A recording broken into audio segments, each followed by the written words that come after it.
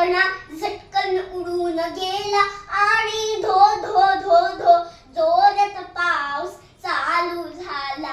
पान पान मजेत भिजती मस्त मस्त ओली चिंब होती.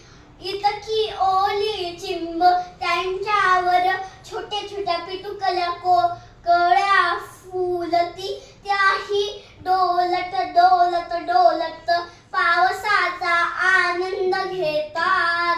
आणि मग जरा वेळ पाऊस थांबतो.